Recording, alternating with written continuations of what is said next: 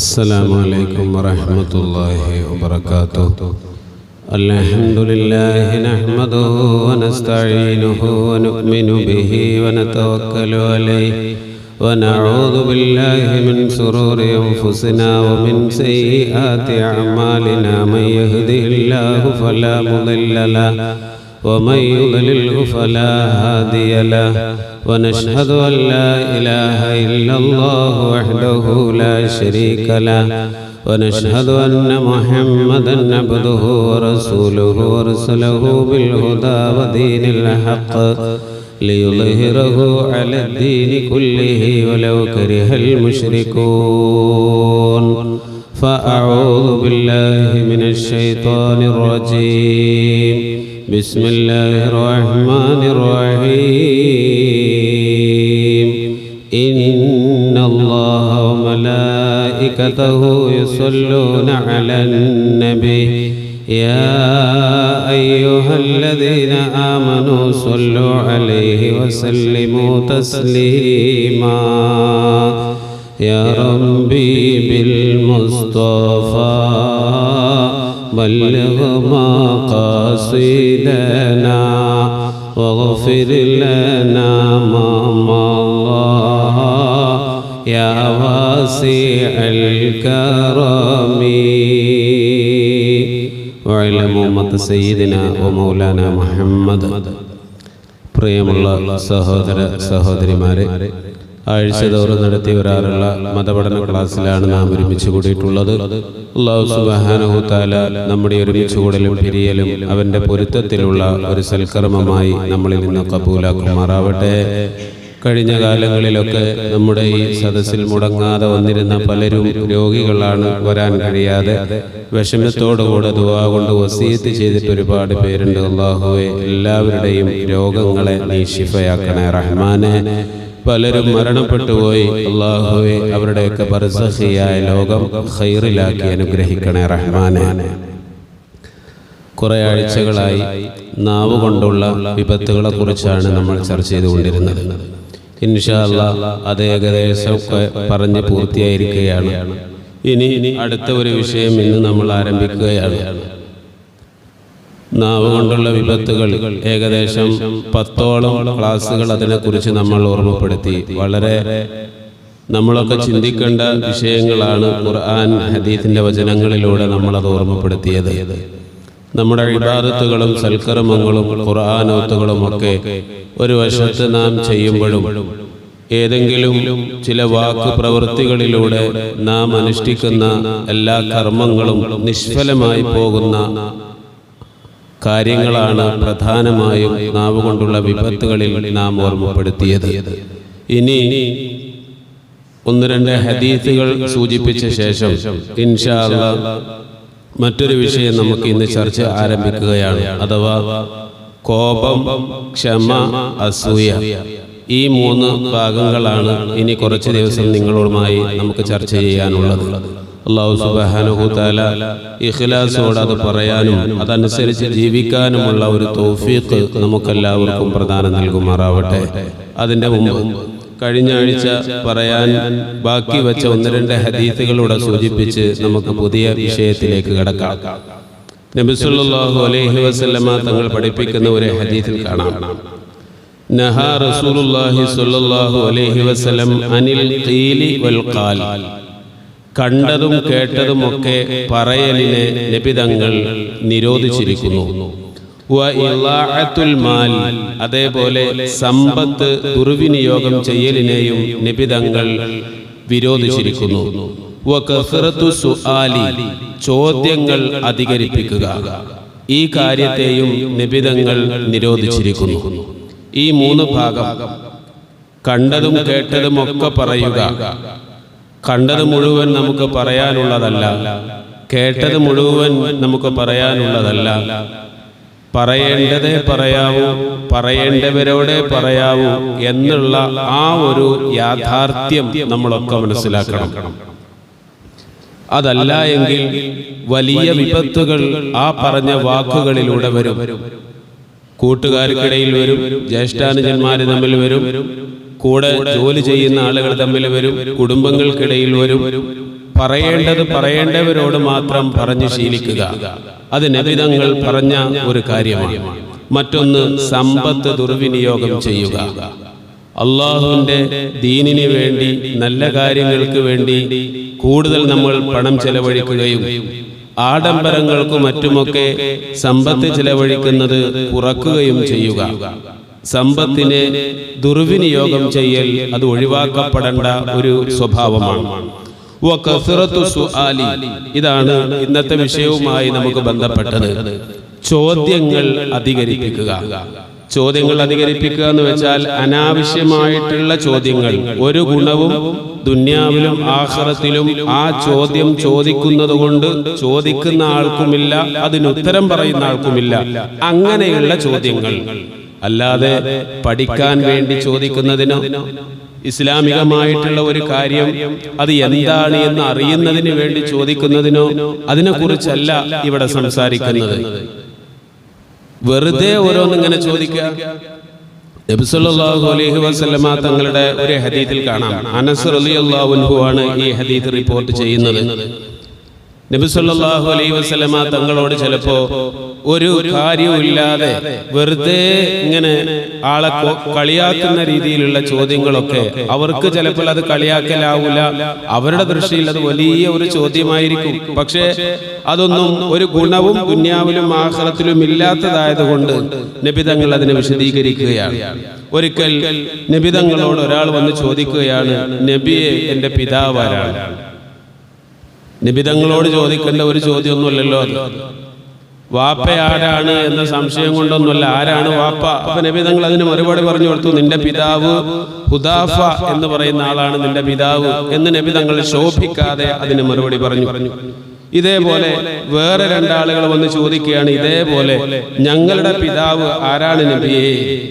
ആ സമയത്ത് നബി തങ്ങൾ പറഞ്ഞു, നിങ്ങളുടെ പിതാവായി നിങ്ങൾ ഇതുവരെ ആരെയാണോ മനസ്സിലാക്കിയത് അവർ തന്നെയാണ് നിങ്ങളുടെയും പിതാവ്. മറ്റൊരിക്കൽ ഒരാൾ വന്നുകൊണ്ട് നബി തങ്ങളോട് പറഞ്ഞു, നബിയെ, ഞാൻ സ്വർഗത്തിലാണോ നരകത്തിലാണോ?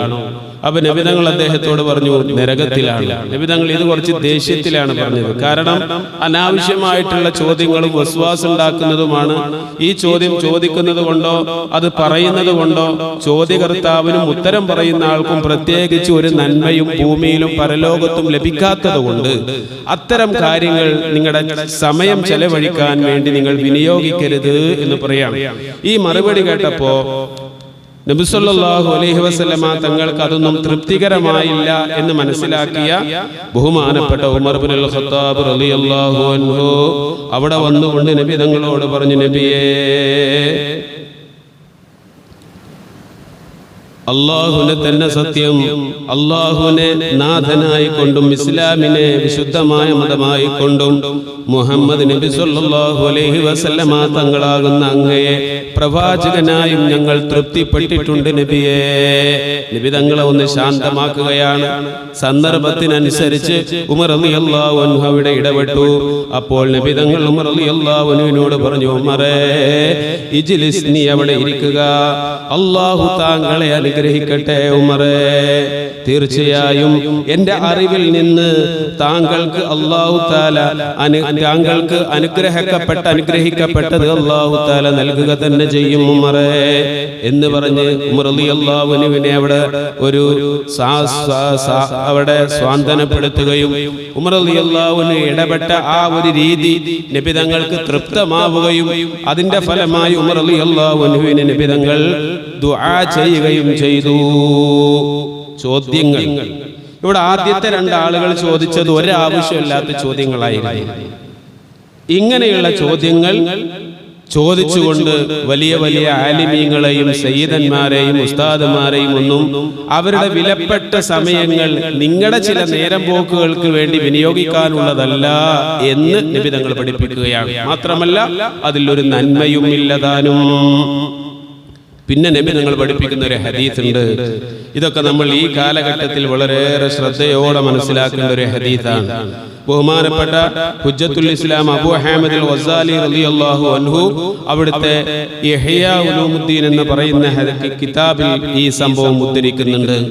യൂഷിക്കുൻ നാസു യതസാഅലൂന ഹത്താ യഖൂലു ഖദ് ഖലഖല്ലാഹുൽ ഖൽഖ ഫമൻ ഖലഖല്ലാഹ്. അവസാന കാലഘട്ടങ്ങളിൽ ജനങ്ങൾ ആളുകൾ ഇങ്ങനെ ചോദിച്ചുകൊണ്ടേയിരിക്കും. എന്താണ് ചോദിക്കുന്നത് എന്ന് അവർക്ക് അറിയൂല. വെറുതെ അങ്ങനെ ചോദിക്കുക. അത് മനസ്സിലാക്കണമെന്ന ഉദ്ദേശത്തിലോ അത് അറിയണമെന്ന ആഗ്രഹത്തിലോ ഒന്നുമല്ല. വെറുതെ ഒരു ഗ്യാപ്പ് കിട്ടുമ്പോൾ വെറുതെ ഒരു ചോദ്യം അങ്ങോട്ട് തള്ളിവിടുക. എല്ലാം അള്ളാഹുവാണ് സൃഷ്ടിച്ചത്, അള്ളാഹുവാണ് എല്ലാം നിർമ്മിക്കുന്നത് എന്ന് പറഞ്ഞാൽ അവർ മറിച്ച് ചോദിക്കും, എങ്കിൽ ഫമൻ ഖലഖല്ലാഹ്, അള്ളാഹുവിനാരാണ് ഉണ്ടാക്കിയത് എന്ന് ചോദിക്കും. ആ ചോദ്യം ചോദിക്കുന്ന ആൾക്കും അത് ഉത്തരം പറയുന്ന ആൾക്കും അതിലൊരു നന്മയുമില്ല. അതുകൊണ്ട് അത്തരം ചോദ്യങ്ങൾ ചോദിക്കുന്ന ഒരു സാഹചര്യം വരെ അവസാന കാലഘട്ടങ്ങളിൽ ഉണ്ടാകും. ഇന്ന് നമുക്ക് യൂട്യൂബിലൂടെ തുറന്നാൽ ഈ ഒരു ചോദ്യമാണ് ഒരുപാട് പേര് ചോദിച്ചുകൊണ്ടിരിക്കുന്നത്. ഇമാം ഗസാലി റളിയല്ലാഹു അൻഹു ഈ ചോദ്യം അവസാന കാലഘട്ടത്തിൽ ഉന്നയിക്കുമെന്നും അങ്ങനെ നിങ്ങളോട് ചോദിച്ചാൽ ഫഖൂലു, നിങ്ങൾ പറയണം അവരോട്, അല്ലാഹു എങ്ങനെ ഉണ്ടായി എന്ന് ചോദിച്ചാൽ അല്ലാഹുവിനെ കുറിച്ച് പരിചയപ്പെടുത്തുന്ന ഒരു സൂറത്തുണ്ട് ഖുർആനിൽ, ഖുൽ ഹുവല്ലാഹു അഹദ്. ഖുൽ, അവരോട് പറയണം നബിയേ, എന്താണ് പറയേണ്ടത്? ഹുവല്ലാഹു അഹദ്, അല്ലാഹു ഒരുവനാണ്. അല്ലാഹു സ്വമദ്, അല്ലാഹു സ്വമദാണ്, ഒരാളെയും ആശ്രയിക്കാത്തവനാണ്. എന്നാൽ എല്ലാവരും അല്ലാഹുവിനെ ആശ്രയിക്കുന്നവനുമാണ്. ലം യലിദ് വലം യൂലദ്, അവൻ പ്രസവിച്ചവനല്ല, പ്രസവിക്കപ്പെട്ട ഒരാളുമല്ല, ഒരാളുടെ മോനോ ഒരാളുടെ വാപ്പയോ അല്ല അല്ലാഹ്. വലം യകുൽ ലഹു കുഫുവൻ അഹദ്, അല്ലാഹുവിനോട് തുല്യനായി ഒന്നുമില്ല തന്നെ. ഇത് നിങ്ങൾ അവരോട് പറയുക. ഇത് പറഞ്ഞ് നിങ്ങൾ നിർത്താൻ പാടില്ല.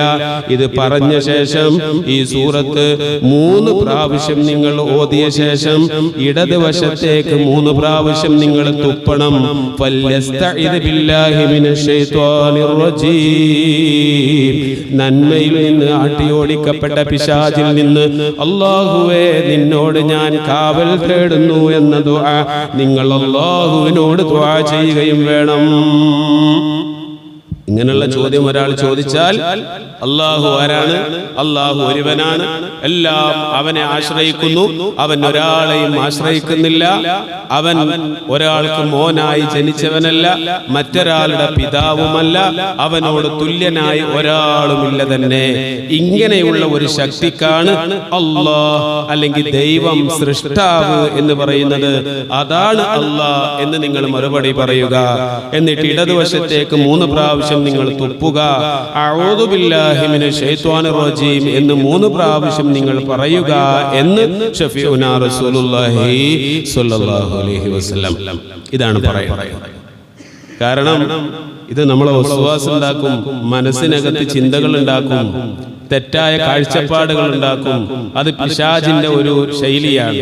അല്ലദീ യുവസ്വിസു ഫീ സുദൂരിന്നാസ്, ജനങ്ങളുടെ ഹൃദയങ്ങളിൽ വസ്വാസ് ഉണ്ടാക്കുന്നതിനെ തൊട്ട് റബ്ബേ നിന്നോട് കാവൽ തേടുന്നു എന്നുള്ള ആയത്തുണ്ടല്ലോ ഖുർആനിൽ. ഇതെന്താണ്? മനസ്സിനകത്ത് വിശ്വാസം നഷ്ടമാവുക. ഇന്ന് ഒരുപാട് പേര് അങ്ങനെയാണ്.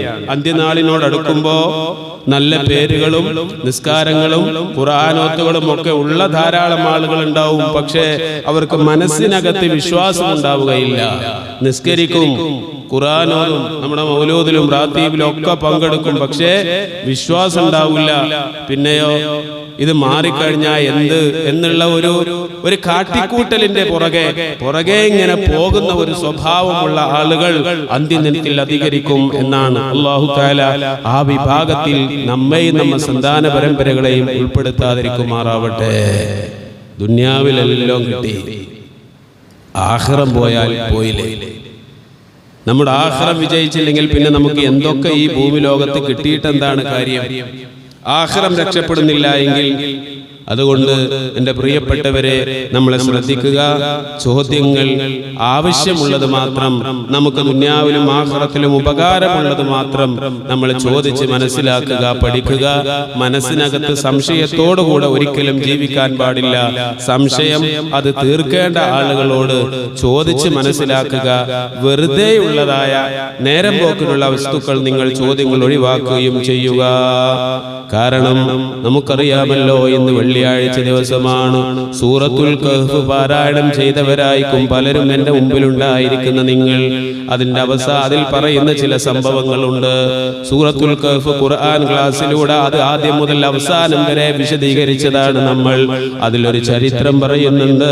ബഹുമാനപ്പെട്ട മൂസാ നബി അലൈഹിസ്സലാമിൻ്റെയും അതേപോലെ തന്നെ ഖിദ്ർ നബി അലൈഹിസ്സലാമിൻ്റെയും ചരിത്രം.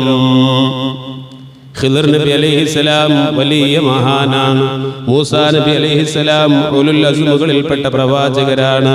മൂസാ നബി അലൈഹിസ്സലാം ഒരിക്കൽ മൂസാ നബി അലൈഹിസ്സലാമിനോട് അല്ലാഹു ഒരിക്കൽ ഖിദ്ർ നബി അലൈഹിസ്സലാമിന്റെ അടുക്കൽ പോയി കുറച്ച് വിജ്ഞാനം പഠിക്കാൻ വേണ്ടി പറഞ്ഞയച്ച്, ആ സമയത്ത് മൂസാ നബി അലൈഹിസ്സലാം ഖിദ്ർ നബി അലൈഹിസ്സലാമിനെ തേടി പോകുന്ന യാത്രയും കണ്ടുമുട്ടുന്ന രംഗങ്ങളും ഒന്നും ഞാൻ വിശദീകരിക്കുന്നില്ല. അതൊക്കെ സൂറത്തുൽ കഹ്ഫ് വ്യാഖ്യാനിച്ച സമയത്ത് നമ്മൾ പറഞ്ഞതാണ്. ആ സമയത്ത് മൂസാ നബിയോട് ഖിദ്ർ നബി അലൈഹിസ്സലാം പറഞ്ഞ ഒരു സംഭവമുണ്ട്. മൂസാ, നിങ്ങൾ എൻ്റെ കൂടെ കൂടുന്നതിന് എനിക്ക് വിരോധമില്ല, പക്ഷേ ഞാൻ ചെയ്യുന്ന ഒരു കാര്യത്തിലും നിങ്ങൾ എന്നെ ചോദ്യം ചെയ്യരുതേ. എന്താ ഡിമാൻഡ്? നിങ്ങൾ എൻ്റെ കൂടെ കൂടിക്കോ, കുഴപ്പമില്ല, പക്ഷേ ഞാൻ എന്ത് ചെയ്താലും എന്നെ ചോദ്യം ചെയ്യാൻ പാടില്ല. അതാണ് മൂസാ നബി അലൈഹിസ്സലാമിനോട് ഖിദ്ർ നബി അലൈഹിസ്സലാം പറഞ്ഞത്. അങ്ങനെ മൂസാ നബിയും ഖിദ്ർ നബി അലൈഹിസ്സലാമും ഒരു പുഴയുടെ പക്കത്ത് കടൽ തീരത്ത് വന്നു. അങ്ങനെ പല കപ്പലുണ്ട്, ബോട്ടുകൾ യാത്രക്ക് വേണ്ടിയാണ് വന്നത്. പല ബോട്ടുകളിലും ഇവർ കയറാൻ ചോദിച്ചെങ്കിലും ആരും അനുമതി കൊടുത്തില്ല. അവസാനം ഒരു ബോട്ടിൽ ഇവർക്ക് അനുമതി കൊടുത്തു. അങ്ങനെ ബോട്ടിൽ കയറി പോവാണ് മൂസാ നബിയും ഖിദ്ർ നബിയും. കരയെന്ന് വിട്ട് കുറച്ചെത്തിയപ്പോ ഖിദ്ർ നബി അലൈഹിസ്സലാം എന്ത് ചെയ്തു? കയ്യിലുണ്ടായിരുന്ന ഒരു ചെറിയ ആയുധം വെച്ച് ഈ തോണിയുടെ ഈ ബോട്ടിന്റെ ഒരു ഭാഗം കുത്തിപ്പൊളിക്കുകയാണ്. ബോട്ടിന്റെ ഒരു ഭാഗം കുത്തിപ്പൊളിക്കണ അപകടമല്ലേ? ആരായാലും ചോദ്യം ചെയ്യൂലേ? അത് ഒപ്പമുള്ള ആള് മൂസാ നബി. ഒരു തരി വിട്ടുകൊടുക്കാത്ത ആളാണ് മൂസാ നബി അലൈഹിസ്സലാം. എന്ത് അനീതി കണ്ടാലും അപ്പ പ്രതികരിക്കുന്ന ആളാണ് മൂസാ നബി അലൈഹി സ്വലാമിന്റെ പ്രകൃതം. അങ്ങനെയാണ്.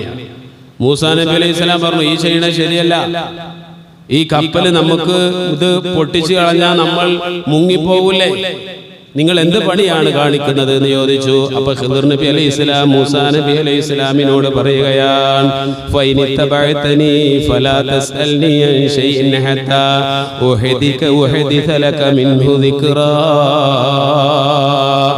ഞാൻ ഈ ചെയ്യുന്ന കാര്യങ്ങളൊക്കെ നിനക്ക് പറഞ്ഞു തരും. ആ പറഞ്ഞു തരുന്നത് വരെ ഞാൻ ഇപ്പൊ ചെയ്യുന്ന കാര്യങ്ങളെ കുറിച്ച് എന്നോട് ചോദ്യം ചെയ്യരുത്, നിങ്ങളെ പിന്തുടരുകയാണെങ്കിൽ എന്ന് പറഞ്ഞിരുന്നു. മൂസാ നബി അലൈഹിസ്സലാം അതിനെക്കുറിച്ച് ചോദിച്ച സമയത്ത് ഖിദ്ർ നബി അലൈഹിസ്സലാം പറയുകയാ, ഖിദ്ർ നബി അലൈഹിസ്സലാമിനോട് മൂസാ നബിയോട് ഖിദ്ർ നബി പറഞ്ഞു,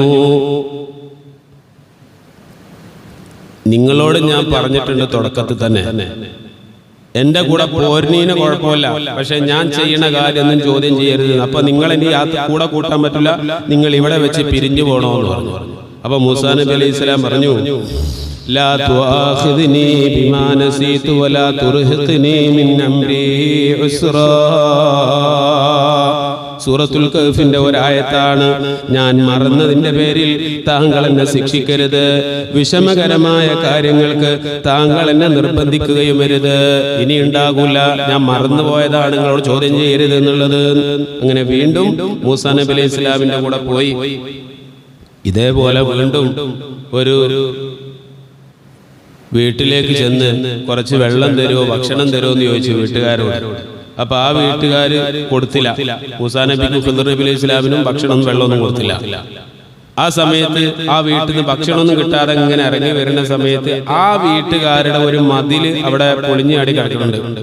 അപ്പൊ ഖിദ്ർ നബി അലൈഹി സ്വലാം പറഞ്ഞു, നമുക്ക് ഈ മതില് ശരിയാക്കി കൊടുക്കാമെന്ന് പറഞ്ഞു. അപ്പൊ മൂസാ നബി അലൈഹി ഇസ്ലാമിന് ചൂടായി. ഒരു പച്ചവെള്ളം ആ വീട്ടിൽ പോയിട്ട് തന്നിട്ടില്ല. എന്നിട്ട് അവരെ മതില് കെട്ടിക്കൊടുക്കാൻ അപ്പൊ വീണ്ടും ഖിദ്ർ നബി അലൈഹി ഇസ്ലാം പറയുന്നത് ഇത് നീതിയല്ല. അപ്പൊ പറഞ്ഞു ഹാദാ ഫിറാഖു ബൈനി വ ബൈനിക്, ഇനി ഞാനും നിങ്ങളും ഇനി ഒപ്പം പറ്റൂല.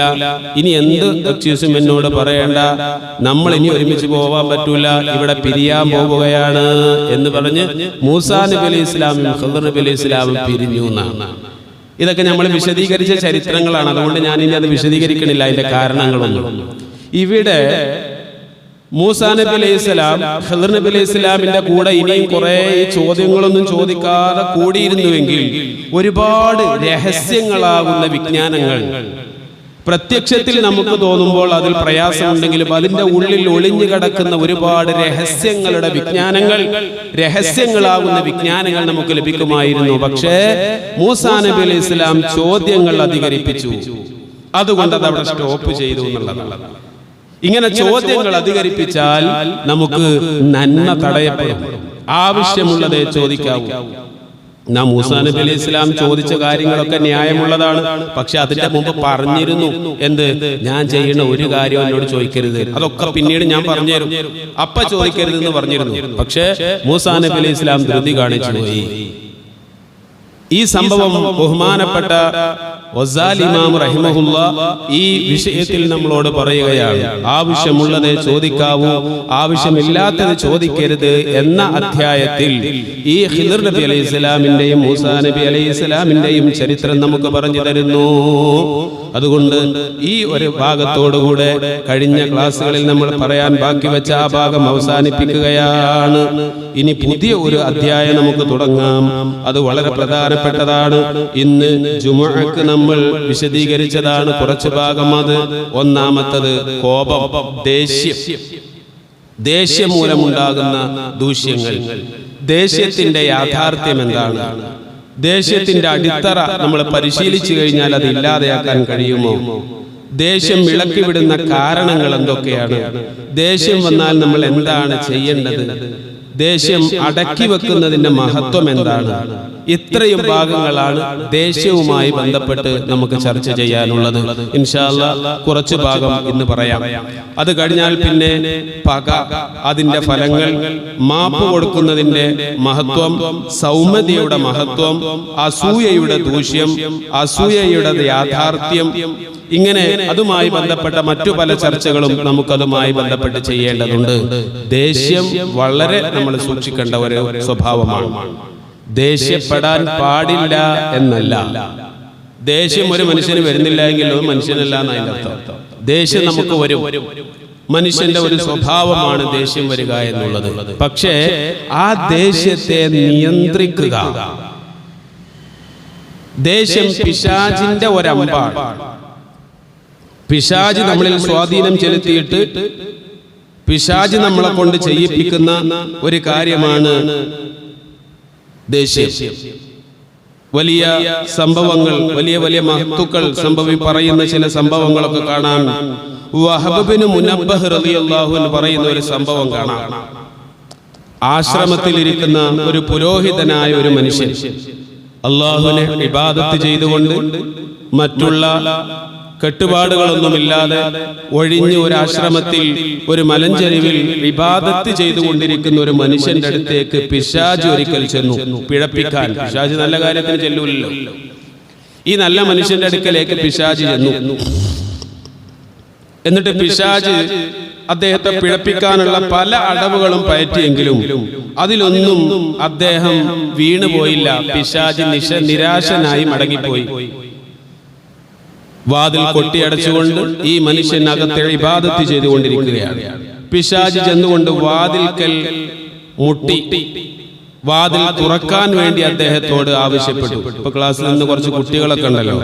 നമ്മൾ ഈ പിശാച്, ശൈത്താന്, പ്രേതം എന്നൊക്കെ മനസ്സിലാക്കിയത് ഈ ചിത്രകഥകളിലും ചില സീരിയലുകളിലും സിനിമകളിലൊക്കെ കണ്ടിട്ടുള്ള വലിയ രണ്ട് കൊമ്പൊക്കെയുള്ള പല്ലൊക്കെ ഇങ്ങനെ നീണ്ട് മുടിയൊക്കെ ഒന്നായിട്ട് പോന്ന് നഖങ്ങളൊക്കെ ഉള്ള ഒരു ഭീകര ജീവിയാണ്.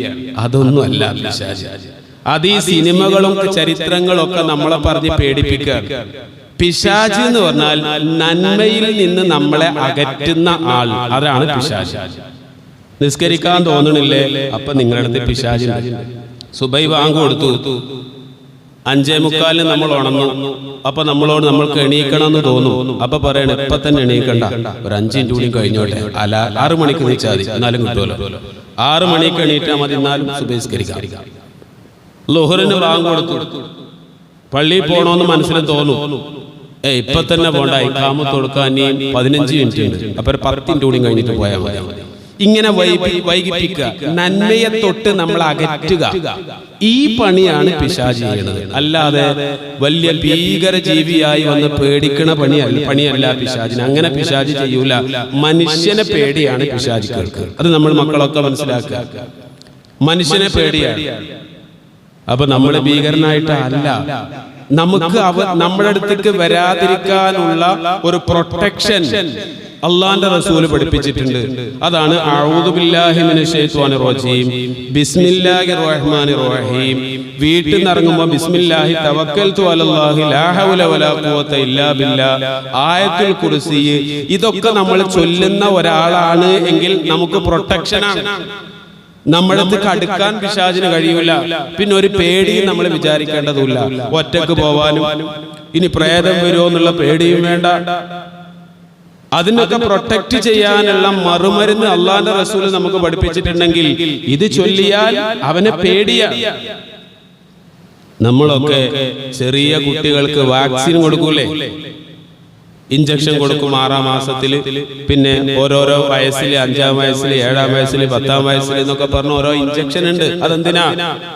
ഈ കുട്ടികൾക്ക് രോഗങ്ങൾ വരാതിരിക്കാനാണ്. അപ്പൊ രോഗങ്ങൾ വന്നാലും ആ രോഗം ഈ കുട്ടിയിലേക്ക് വരൂല. അതിനുള്ള പ്രതിരോധമാണ് ഈ ഇഞ്ചക്ഷൻ, തുള്ളിമരുന്നുകൾ.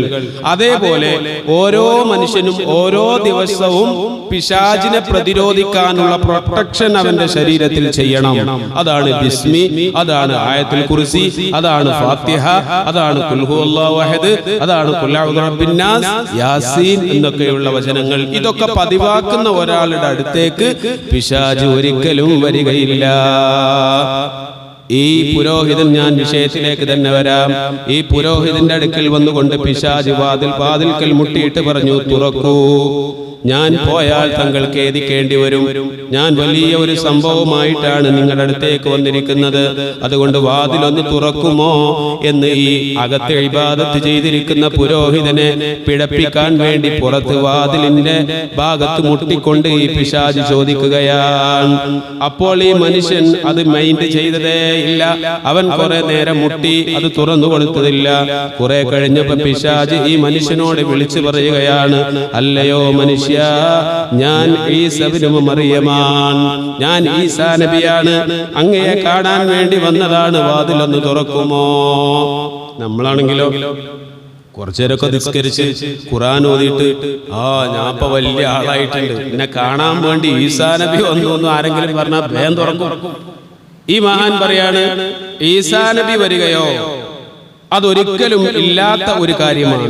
താങ്കൾ ഈസാ നബി ആണെങ്കിൽ ഞാൻ എന്ത് വേണം? അങ്ങ് അധ്വാനിക്കാനും ആരാധന ചെയ്യാനുമല്ലേ ഞങ്ങളോട് കൽപ്പിച്ചത്? അന്ത്യനാളിൽ അങ്ങ് ഇറങ്ങി വരുമെന്ന് വാഗ്ദാനം ചെയ്തിട്ടുണ്ടല്ലോ. ഈ സമയത്ത് മറ്റെന്തെങ്കിലുമായി താങ്കൾ വന്നാൽ നാം അത് അംഗീകരിക്കൂല എന്ന് ഈ പുരോഹിതനുള്ളിൽ നിന്ന് പറഞ്ഞു. അപ്പൊ പുരോഹിതൻ അറിയാം ഇത് പിശാചാണ്. അപ്പോൾ പിശാച് വെളിപ്പെടുത്തി, ഞാൻ പിശാച് തന്നെയാണ്, താങ്കളെ വഴിതെറ്റിക്കാൻ ഉദ്ദേശിച്ച് വന്നതാണ് ഞാൻ. പക്ഷേ നിങ്ങളെ വഴിതെറ്റിക്കാൻ എനിക്ക് സാധിക്കുന്നില്ല. അതിനാൽ താങ്കൾക്ക് ആവശ്യമുള്ള ഒരു കാര്യം എന്നോട് ചോദിച്ചോളൂ, നിങ്ങൾക്ക് ഞാൻ പറഞ്ഞു തരാം എന്ന് പറഞ്ഞു പിശാച്. ഈ മനുഷ്യൻ പറഞ്ഞു, ഞാൻ നിന്നോടൊന്നും ചോദിക്കാൻ ഉദ്ദേശിക്കുന്നില്ല, നിന്റെതൊന്നും എനിക്ക് കേൾക്കുകയും വേണ്ട, നീ പൊക്കോ എന്ന് പറഞ്ഞു. അതോടെ പിശാച് പിന്തിരിഞ്ഞു കളയുകയാണ്. ആ സമയത്ത് ആ പുരോഹിതൻ ചോദിച്ചു, ഓ പിശാചേ, മനുഷ്യ സ്വഭാവങ്ങളിൽ നിന്റെ പ്രവർത്തനത്തിന് ഏറ്റവും സഹായകമാകുന്നത് എന്താണ് എന്നൊന്ന് പറഞ്ഞു തരാമോ? എന്താ ചോദ്യം? മനുഷ്യന്റെ സ്വഭാവങ്ങളിൽ പിശാചിന്റെ പ്രവർത്തനത്തിന് ഏറ്റവും സഹായകരമാകുന്ന ഒരു കാര്യം എന്താണ് എന്ന് എനിക്ക് പറഞ്ഞു തരാവോ എന്ന് ഈ പുരോഹിതൻ പിശാചിനോട് ചോദിച്ചു. ആ സമയത്ത് ഈ പിശാച് ആ മനുഷ്യന് പറഞ്ഞു കൊടുക്കുകയാണ്, ദേഷ്യം പിടിക്കൽ. ഒരു മനുഷ്യന് ദേഷ്യം പിടിക്കുമ്പോൾ അത് എന്റെ പ്രവൃത്തി അവനിൽ പെട്ടെന്ന് ഫലിപ്പിക്കാൻ എനിക്ക് കഴിയുന്ന ഒരു സ്വഭാവമാണ്. മനുഷ്യന് ദേഷ്യം വരുമ്പോൾ കുട്ടികൾ പന്ത് തട്ടുന്നത് പോലെ ഞങ്ങൾ അവനെ തട്ടിക്കളിക്കും എന്ന് ഈ പിശാച് ഈ മനുഷ്യനോട്, ഈ പുരോഹിതനോട് പറഞ്ഞു കൊടുക്കുകയാ. കുട്ടികൾ പന്ത് തട്ടിക്കളിക്കുമ്പോ ആ പന്തിനൊന്നുമില്ല, കുട്ടികൾ തട്ടുന്ന ഭാഗത്തേക്ക് പന്ത് പോകും എന്നതുപോലെ ദേഷ്യം പിടിപെട്ട ഒരു മനുഷ്യൻ അതിനെ നിയന്ത്രിക്കാൻ കഴിയാതിരുന്നാൽ അവനെ കൊണ്ട് എല്ലാ തിന്മയും ചെയ്യിപ്പിക്കാൻ ഞങ്ങൾക്ക് കഴിയും. ഇതാണ് ഒരു മനുഷ്യനിൽ ഞങ്ങൾക്ക് ഏറ്റവും പെട്ടെന്ന് കയറിക്കൂടാനും അവനെ തിന്മ ചെയ്യിപ്പിക്കാനും കഴിയുന്ന ഒരു സാഹചര്യമെന്ന് പിശാച് തന്നെ ഈ മനുഷ്യന് പറഞ്ഞു കൊടുത്തതായ സംഭവം ഇമാം ഗസാലി റളിയല്ലാഹു അൻഹു ഈ ഈ ഗ്രന്ഥത്തിൽ നമ്മളോട് വിശദീകരിക്കുകയാണ്. ഇതല്ലേ സത്യം? സുബഹിക്ക് ഇന്ന് ജുമുഅക്ക് ഞാൻ പറഞ്ഞതുപോലെ പല പ്രശ്നങ്ങളിലേക്ക് നമ്മൾ ചെല്ലുമ്പോ ഒരു ദേഷ്യത്തിൽ അങ്ങ് പറഞ്ഞു പോയതാ ഉസ്താദേ, ഒരു ദേഷ്യത്തിൽ അങ്ങ് ചെയ്തു പോയതാ ഉസ്താദേ. കൊലപാതകങ്ങൾ, അതേപോലെ അക്രമങ്ങൾ, ബന്ധം വിച്ഛേദിക്കൽ, ചില സമയത്ത് ത്വലാഖുകൾ പോലും, ഇങ്ങനെയുള്ള ചില ദേഷ്യങ്ങൾ ഇരച്ചു കയറുമ്പോ അത് നിയന്ത്രിക്കാൻ കഴിയാതെ ഒരു സുപ്രഭാതത്തിൽ ഒരു സെക്കൻഡിൽ അങ്ങ് ചെയ്തു പോകുമ്പോൾ പിന്നീട് ദുനിയാവിൽ ജീവിത അവസാനം വരെ ഖേദിക്കേണ്ട സാഹചര്യങ്ങളിലേക്ക് ആ ദേഷ്യം കാരണം ചെയ്ത ആ ഒരു വിഷയത്തിന്റെ പേരിൽ അവൻ ഖേദിക്കേണ്ടി വരുന്ന സാഹചര്യം ഉണ്ടാകുന്നത് പിശാച് അവനിൽ സ്വാധീനം ചെലുത്തുന്നത് കൊണ്ടാണ്. അതുകൊണ്ട് നബി തങ്ങൾ പറയുന്നത് ഇത്രയും ഗൗരവമുണ്ട്.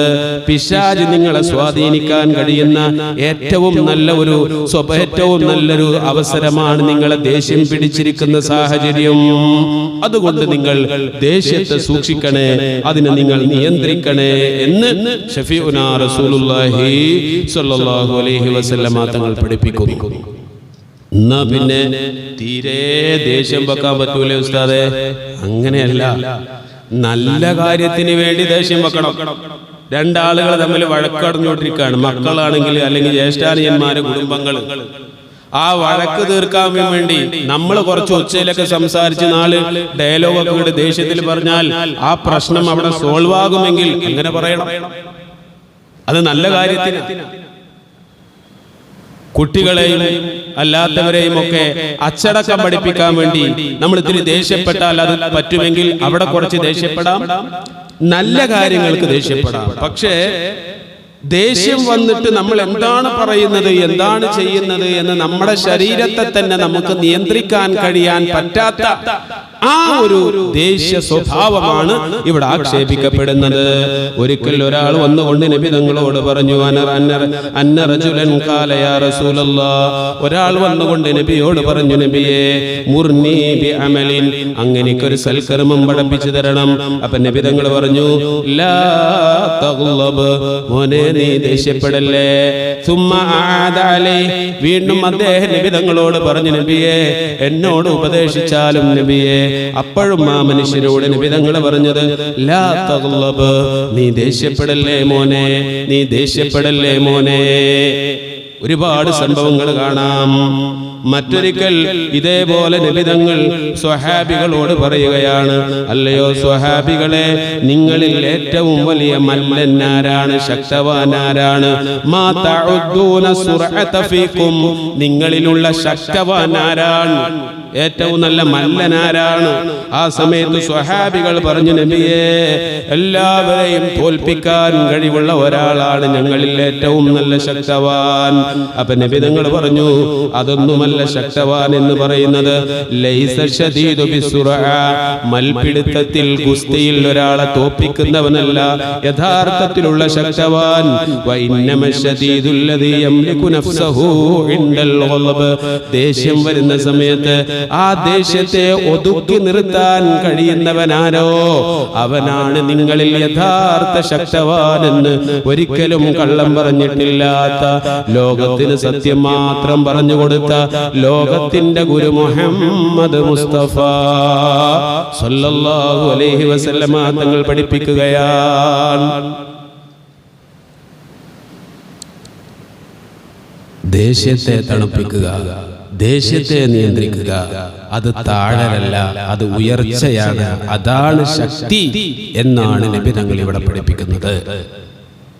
ബഹുമാനപ്പെട്ട ഇബ്നു ഉമർ റളിയല്ലാഹു അൻഹു പറയാണ്, മൻ കഫ വലബഹു സതറല്ലാഹു ഔറത, ഒരാൾ തന്റെ കോപം നിയന്ത്രിച്ചാൽ അയാളുടെ ന്യൂനതകൾ പരലോകത്ത് അല്ലാഹു തആല മറച്ചു വെക്കുന്നതാണ്. എങ്ങനെ? ദേഷ്യം വന്നതിന് ഒരാൾ നിയന്ത്രിക്കുന്നുവെങ്കിൽ ആ മനുഷ്യന്റെ ന്യൂനതകൾ, അവൻ ചെയ്തതായ കൊള്ളരുതായ്മകൾ പരലോകത്ത് പരസ്യപ്പെടുത്താതെ അല്ലാഹു മറച്ചു വെക്കും. അല്ലാഹു തആല അങ്ങനെയുള്ള സജ്ജനങ്ങളിൽ നമ്മേവരെയും ഉൾപ്പെടുത്തി അനുഗ്രഹിക്കുമാറാവട്ടെ. വേറൊരിക്കൽ നബി തങ്ങളുടെ അടുക്കൽ വന്നുകൊണ്ട് ഒരാൾ ചോദിച്ചു, നബിയെ, അള്ളാഹുവിന്റെ റസൂലെ, സ്വർഗപ്രവേശനത്തിന് ഉതകുന്ന ഒരു കാര്യം എനിക്കങ്ങ് പറഞ്ഞു തരണം. എനിക്ക് സ്വർഗത്തിൽ പോകണമെന്ന് വലിയ ആഗ്രഹമുണ്ട് നബിയെ. അതുകൊണ്ട് സ്വർഗത്തിൽ പോവാൻ പറ്റുന്ന ഒരു കർമ്മം എനിക്ക് പറഞ്ഞു തരണമെന്ന് നബിതങ്ങളോട് ഒരാൾ വന്ന് പറഞ്ഞപ്പോൾ നബിതങ്ങൾ ആ മനുഷ്യനോട് പറഞ്ഞത്, മോനെ, ലാ തഗ്ളബ്, ലാ തഗ്ളബ്, നീ ദേഷ്യപ്പെടരുതേ, ദേഷ്യപ്പെടരുതേ. ദേഷ്യം നിന്റെ ജീവിതത്തിൽ ഉണ്ടെങ്കിൽ, നിന്റെ സ്വഭാവത്തിൽ ഉണ്ടെങ്കിൽ ഒരിക്കലും നിനക്ക് പരലോകത്ത് സ്വർഗത്തിലെത്താൻ കഴിയില്ല. അതുകൊണ്ട് എൻ്റെ പ്രിയപ്പെട്ട സഹോദരിമാരെ, സഹോദരങ്ങളെ, മക്കളെ, ഞാൻ അള്ളാഹുവിന്റെ റസൂലിന്റെ ഇത്രയും വചനങ്ങളിലൂടെ നിങ്ങളോട് ഓർമ്മപ്പെടുത്തുന്നത്, നമ്മുടെ ജീവിതത്തിൽ ദേഷ്യം വരാത്ത ഒരാളും ഈ ലോകത്തുണ്ടാവുകയില്ല. എല്ലാവർക്കും എപ്പോഴും പല സന്ദർഭങ്ങളിലായി ദേഷ്യം വരും. പക്ഷേ ആ ദേഷ്യത്തെ നമ്മൾ നിയന്ത്രിക്കണം. മോശപ്പെട്ട വാക്കുകൾ പറയരുത്, പിശാചിന് വഴിപ്പെടുന്നതാവരുത്. നമ്മൾ അതിനെ നിയന്ത്രിച്ചുകൊണ്ട് അല്ലാഹുവിന്റെ റസൂല് പറഞ്ഞ ആ ഒരു മാർഗത്തിൽ ജീവിക്കാൻ ശ്രമിക്കണം. അല്ലാഹു തആല അനുഗ്രഹിക്കുമാറാവട്ടെ. അത്തരത്തിലുള്ള സജ്ജനങ്ങളിൽ നാം ഏവരെയും അല്ലാഹു തആല ഉൾപ്പെടുത്തി അനുഗ്രഹിക്കുമാറാവട്ടെ എന്ന് ദുആ ചെയ്തുകൊണ്ട് ഇന്നത്തെ ക്ലാസ് അവസാനിപ്പിക്കുകയാണ്. ഇൻഷാ അല്ലാഹ് ഇന്ന് ഒരുപാട് പേര് ഇതിലേക്ക് ദുആ കൊണ്ട് വസിയത്ത് ചെയ്തിട്ടുണ്ട്. നമ്മുടെ ക്ലാസ്സിലേക്ക് ഇന്ന് പലഹാരങ്ങൾ കൊണ്ടുവന്ന ആളുകളുണ്ട്. അവർക്കൊക്കെ വേണ്ടി പ്രത്യേകം ഇൻഷാ അല്ലാഹ് ദുആ ചെയ്യണം.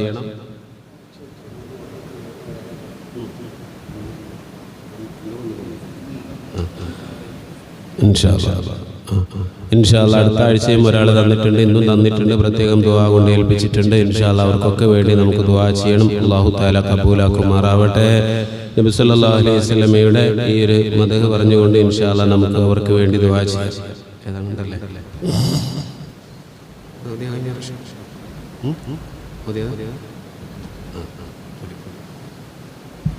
بسم الله الرحمن الرحيم. إن الله وملائكته يصلون على النبي يا أيها الذين آمنوا صلوا عليه وسلموا تسليما.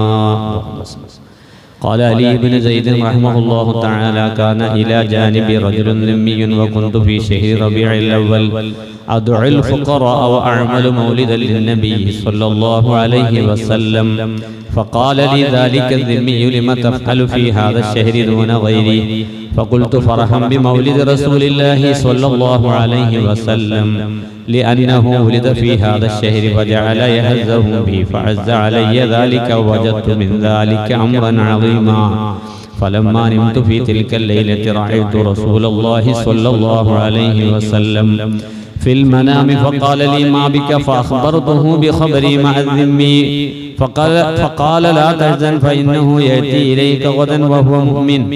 قال: فاستيقظت وقد تزايد وجدي وأنا أنتظر إنجاز وعدي وصحب المدامع قد جرت على خدي، فإذا بالباب يطرق وإذا بالباب يطرق والذمي يقول افتح فقد زال صدى قلبي إن كان الحبيب قد كان عندك فالبارحة قد كان عندي قال ففتحت له الباب ودخل وهو يقول لا إله إلا الله محمد رسول الله فقلت له ما شأنك قال رأيت الليلة رجلا حسن الوجه طيب الرائحة عظيم الهيبة أزج الحاجبين سهل الخدين إذا تكلم فعليه البهاء فإذا صمت فعليه الوقار حلو المنطق إذا طلع تقول هذا البدر المنير وإذا مشى يفوه منه المسك والغنبر ما أحسن وجهه وما أطيب رائحته فأردت أن أقبل يديه قال أتقبل يدي وأنا أنت على غير ديني فقلت من أنت الذي من الله علي بك قال أنا الذي أرسلت رحمة للعالمين أنا سيد الأولين والآخرين أنا محمد خاتم النبيين ورسول رب العالمين فقلت لا إله إلا الله محمد رسول الله صلى الله عليه وسلم ففتح يديه وعانقني ثم قال هذه الجحا وذاك القصر لك فقلت ما علامة ذلك قال تموت غدا قال صاحب الحكاية بينما هو يحدثني وإذا بالباب يترك وقائل يقول إن كنت عند خليت يوما باللقاء زال الجفا عنا وقد زال الشقاء فقلت له من هؤلاء قال زوجتي وابنتي قال فدخلتا وهما تقولان لا إله إلا الله محمد رسول الله صلى الله عليه وسلم فقال لهما كيف إيمانكما قالتا رأيناه كما رأيت رعي عين وإن كان وعدك بقصر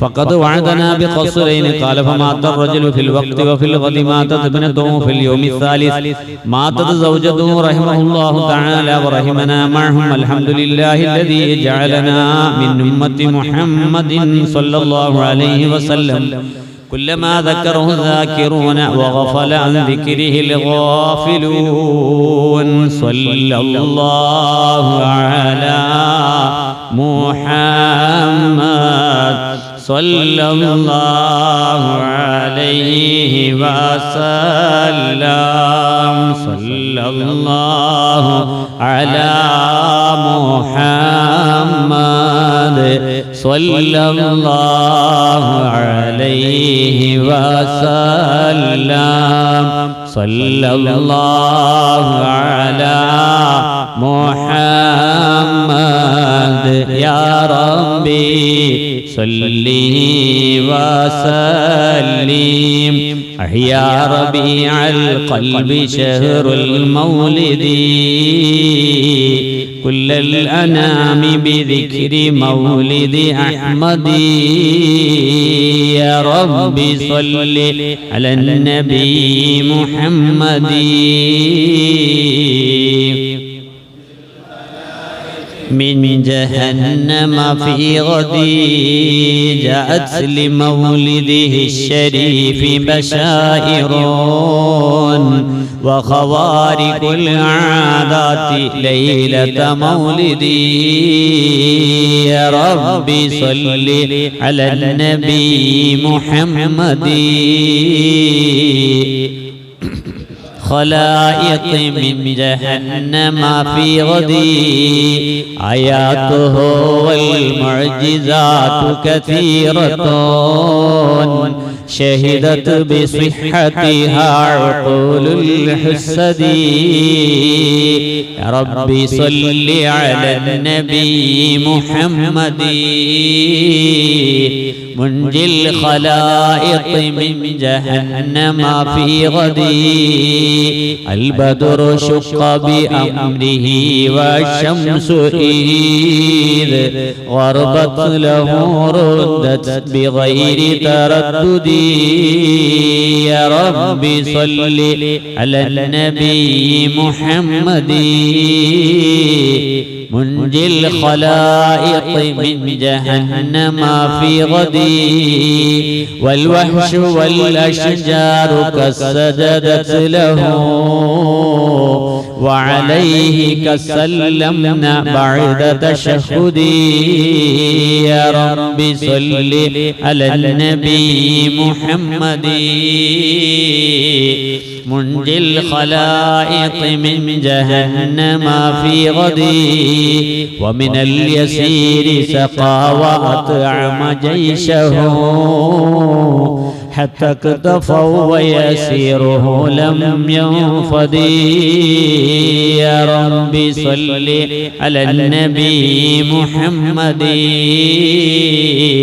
منجي الخلائق من جهنم في غدي وله الوسيلة والفضيلة والعلا ومقامه المحمود يوم الموعد يا رب صل على النبي محمد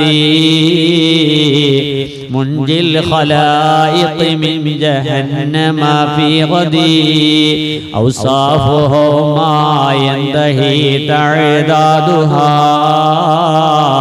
فالمده يقصر عن بلوغ المقصد يا رب صل على النبي محمد منجي الخلائق من جهنم في غدي يا سيد السادات جئتك قاصدا أرجو حماك فلا تخيب مقصدي يا رب صل على النبي محمد منجي الخلائق من جهنم في غدي قد هل بما قد علمت من الأذى والظلم والضعف الشديد فأسعدي يا رب صل على النبي محمد منجي الخلائق من جهنم في غدي ما لي سواهم بي لديك وسيلة فمن علي بفضل جودك أسعدي يا رب صل على النبي محمد منجي الخلائق من جهنم في غدي إني نزيلك والنزيل لديك يا خير الأنام بكل خير يغتدي يا رب صل على النبي محمد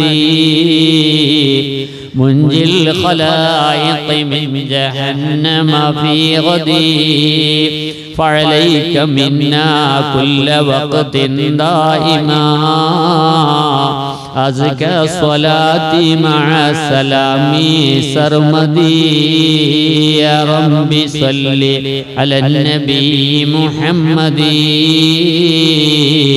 منجي الخلائق من جهنم وعلى صحابتك الكرام جميعهم والتابعين لهم بخير فاجهدي صلاة وتسليم وأزكى تحيتي على المصطفى صلوا عليه وسلموا اللهم صل على سيدنا محمد الفاتح لما أغلق والخاتم لما سبق ناصر الحق بالحق والهادي إلى صراطك المستقيم وعلى آله حق قدره ومقداره العظيم اللهم صل على سيدنا محمد الفاتح لما أغلق والخاتم لما سبق ناصر الحق بالحق والهادي إلى صراطك المستقيم وعلى آله حق قدره ومقداره العظيم اللهم صل على سيدنا محمد الفاتح لما أغلق والخاتم لما سبق ناصر الحق بالحق والهادي إلى صراطك المستقيم وعلى آله حق قدره ومقداره العظيم آمين. الحمد لله رب العالمين حمدا يوافي نعمه ويكافئ مزيدا. اللهم صل على رسولك سيدنا محمد وعلى آل سيدنا ومولانا محمد. റഹ്മുറാഹിമീനായ അൽ മലിക്കുൽ ജബ്ബാറായ അല്ലാഹുവേ, നിങ്ങളിവിടെ ഒരുമിച്ച് കൂടി പറഞ്ഞതിനെയും കേട്ടതിനെയും ചൊല്ലിയതിനെയും നീ ഖബൂലാക്കണേ റഹ്മാനെ. അല്ലാഹുവേ, ഇതിൻ്റെ മിഥില സവാബുകൾ നിന്റെ ഹബീബായ ഞങ്ങളുടെ ഷഫീആയ നബി തങ്ങളുടെ ഹളറത്തിലേക്ക് നീ എത്തിക്കണേ അല്ലാഹ്. നീ ഇഷ്ടപ്പെട്ട നിന്റെ സ്വാലിഹീങ്ങൾ, അംബിയാക്കൾ, ഔലിയാക്കൾ, ഞങ്ങളുടെ മശായിഖന്മാർ, ഉസ്താദുമാരുടെ ഹളറത്തിലേക്ക് എത്തിക്കണേ അല്ലാഹ്. അവരുടെയൊക്കെ ഹഖ് ജാഹ് ബർക്കത്തുകളെ കൊണ്ട് നിന്റെ മഹല്ലായ ഫള് കൊണ്ട് ഞങ്ങൾക്ക് ദുനിയാവും ആഖിറവും നീ ഖൈറാക്കണം റഹ്മാനെ. ദുനിയാവിലേറെ ആഖിറം ഖൈറാക്കണേ അല്ലാഹ്. ആഖിറം വിജയിക്കുന്ന നിന്റെ സജ്ജനങ്ങളിൽ ഞങ്ങളെ എല്ലാവരെയും നീ ഉൾപ്പെടുത്തണേ റഹ്മാനെ. അല്ലാഹുവേ, എല്ലാ ആഴ്ചയും വിഷമങ്ങൾ സഹിച്ചും പ്രയാസങ്ങൾ ഉണ്ടെങ്കിലും വേദനകൾ ഉണ്ടെങ്കിലുമൊക്കെ ഈ ക്ലാസ്സിലേക്ക് വരുന്ന ഒരുപാട് ഉമ്മമാരുണ്ട്, ഉപ്പമാരുണ്ട്, കുട്ടികളുണ്ട്, ചെറുപ്പക്കാരുണ്ട്. അല്ലാഹുവേ, ഈ സദസ്സിന്റെ ബറക്കത്ത് കൊണ്ട്, നിന്റെ ഇൽമു പറയുന്ന സദസ്സിന്റെ പുണ്യം കൊണ്ട് അവർക്ക് ദുനിയാവിലും ആഖിറത്തിലും നീ ഖൈർ കൊടുക്കണേ അല്ലാഹ്. അല്ലാഹുവേ, ഒരു കാര്യത്തിലും ദുനിയാവിലും ആഖിറത്തിലും അവരെ നീ പരാജയപ്പെടുത്തരുതേ അല്ലാഹ്. അല്ലാഹുവേ, ഞങ്ങളെ ഒരുമിച്ച് കൂടലും പിരിയലുമെല്ലാം പരലോകത്ത് ഞങ്ങൾക്ക് ഉപകാരമുള്ള അമലാക്കണം റഹ്മാനെ. ഒരുപാട് പേര് ഞങ്ങളോട് ദുആ കൊണ്ട് വസിയത്ത് ചെയ്തിട്ടുണ്ട്. പ്രത്യേകിച്ച് രോഗത്തിലായി കിടപ്പുള്ളവർ, കാലുവേദന, വയറുവേദന, പല നിലക്കുള്ള വിഷമങ്ങൾ ഉള്ളവരുണ്ട്. അല്ലാഹുവേ, എല്ലാവരുടെ രോഗങ്ങളും നീ ശിഫയാക്കണേ അല്ലാഹ്. പടച്ചവനെ, സഹിക്കാൻ കഴിയാത്ത വേദനകളെ നൽകി ഞങ്ങളെ നീ പരീക്ഷിക്കല്ലേ അല്ലാഹ്. അല്ലാഹുവേ, ഞങ്ങളെ കൊണ്ടുള്ള സുഖവും സന്തോഷവും കാണാൻ കഴിയാതെ മരിച്ചുപോയ ഞങ്ങളുടെ പ്രിയപ്പെട്ട ഉമ്മ, ഉപ്പ, വല്ലിപ്പ, വല്ലിമ്മമാർ, ഞങ്ങൾക്ക് ഭക്ഷണം തന്നിരുന്നവർ, ഞങ്ങൾ ഒരുപാട് സ്നേഹിച്ചിരുന്നവർ, സഹായിച്ചിരുന്നവർ പല പള്ളിക്കാടുകളിലുണ്ട്. പ്രത്യേകിച്ച് ഈ സദസ്സിലൊക്കെ മുടങ്ങാതെ പങ്കെടുത്തിരുന്ന ഉമ്മമാർ, ഉപ്പമാർ, അല്ലാഹുവേ, അവർക്കൊക്കെ നീ മഗ്ഫിറത്ത് കൊടുക്കണേ അല്ലാഹ്. അവരെയും ഞങ്ങളെയും നിന്റെ സുവരോഗ സ്വർഗത്തിൽ നീ ഒരുമിപ്പിക്കണേ അല്ലാഹ്. പടച്ചവനെ, ഇന്നല്ലെങ്കിൽ നാളെ ഞങ്ങളും മരിക്കാനുള്ളവരാണ്. ഞങ്ങൾക്ക് വേണ്ടിയും ദുആ ചെയ്യുന്ന സ്വാലിഹായ മക്കളെ, കുടുംബങ്ങളെ, ആത്മാർത്ഥമായി ഞങ്ങളെ സ്നേഹിക്കുന്ന ഒരു തലമുറയെ നീ പ്രദാനം നൽകണേ അല്ലാഹ്. പടച്ചവനെ, ഞങ്ങളുടെ സമ്പാദ്യം ഞങ്ങളുടെ ശിഷ്യന്മാരാണ്, ശിഷ്യകളാണ്, ദീനിന് ഖിദ്മത്ത് ചെയ്യുന്ന നല്ല മക്കളാക്കണേ റഹ്മാനെ. അല്ലാഹുവേ, ദുനിയാവിലും ആഖിറത്തിലും മാതാപിതാക്കൾക്ക്, ഉസ്താദുമാർക്ക് ഉപകാരമുള്ള സ്വാലിഹായ മക്കളാക്കണേ അല്ലാഹ്. അല്ലാഹുവേ, ദുനിയാവിൽ ഞങ്ങൾ ജീവിക്കുന്ന കാലമത്രയും ഇസ്സത്തോടെ, ആഫിയത്തോടെ, ഒരു കാര്യത്തിലും ഒരാളുടെ മുമ്പിലും തലകുനിപ്പിക്കാതെ, കൈനീട്ടാതെ ഇസ്സത്തോടെ ജീവിപ്പിക്കണേ അല്ലാഹ്. അതിനാവശ്യമായ ഹലാലായ വരുമാനങ്ങൾ, തൊഴിലവസരങ്ങൾ, കച്ചവടം, ബിസിനസ്, ഞങ്ങളുടെ വീട്, വാഹനങ്ങൾ, ജോലികൾ ഞങ്ങൾക്ക് നീ നൽകിയതിലെല്ലാം ബറക്കത്ത് തരണേ അല്ലാഹ്. അല്ലാഹുവേ, ഞങ്ങളുടെ വീടിലും കുടുംബങ്ങളിലും അയൽപക്ക വീടുകളിലും ഞങ്ങളുടെ ജമാഅത്തുകളിലും സമീപ ജമാഅത്തുകളിലും നീ പരസ്പര സ്നേഹവും ഐക്യവും നൽകണേ റഹ്മാനെ. അല്ലാഹുവേ, ഞങ്ങളുടെ മനസ്സുകളെ നീ ഛിദ്രതപ്പെടുത്തല്ലേ അല്ലാഹ്. ഒരാളോടും ദേഷ്യവും പകയും അസൂയയും കൊണ്ട് നടക്കുന്ന കൽബാക്കല്ലേ റഹ്മാനെ. അല്ലാഹുവേ, യഥാർത്ഥ മുഖ്ലിസീങ്ങളായ മുത്തഖീങ്ങളുടെ ഹൃദയം പോലെ സംശുദ്ധമായ ഹൃദയമാക്കണേ അല്ലാഹ്. ഒരാളോട് ദേഷ്യം തോന്നുന്നുവെങ്കിൽ അത് നിന്റെ ദീനിന്റെ പേരിലാക്കണം റഹ്മാനെ. ഒരാളെ സ്നേഹിക്കുന്നുവെങ്കിൽ അതും നിന്റെ ദീനിന് വേണ്ടിയാക്കണേ റഹ്മാനെ. അല്ലാഹുവേ, ദുനിയാവിൽ ഞങ്ങൾ ജീവിക്കുന്ന കാലമത്രയും ഇസ്സത്തോടെ ജീവിപ്പിക്കണേ അല്ലാ. ആഖിറത്തിലും ഞങ്ങൾക്ക് ഇസ്സത്ത് തരണേ അല്ലാ. അവസാനം മരിക്കുന്ന സമയത്ത് പരിപൂർണ ഈമാനോടെ ലാ ഇലാഹ ഇല്ലല്ലാഹ് ചൊല്ലി മരിപ്പിക്കണേ അല്ലാ. അല്ലാഹു എല്ലാ ക്ലാസ്സിലേക്കും മുടങ്ങാതെ വരുന്ന ആളുകൾ, അതേപോലെ അതിലേക്ക് പലഹാരങ്ങൾ ഇതുവരെ കൊണ്ടുവന്ന ആളുകൾ, ഇന്ന് കൊണ്ടുവന്ന ആളുകൾ, അടുത്ത ആഴ്ച തരാമെന്ന് ഏറ്റ ആളുകൾ, അല്ലാഹുവേ അവരെയൊക്കെ നിനക്കറിയാം. അവരുടെ ഹലാലായ മുറാദുകളെ നീ വീട്ടണേ അല്ലാ, നീ വീട്ടണേ അല്ലാ. اللهم ربنا آتنا في الدنيا حسنة وفي الآخرة حسنة وقنا عذاب النار. آمين برحمتك يا أرحم الراحمين. بفضله صلى الله على محمد صلى الله عليه وسلم. صلى الله على محمد صلى الله عليه وسلم. اللهم صل على محمد يا رب صل عليه وسلم.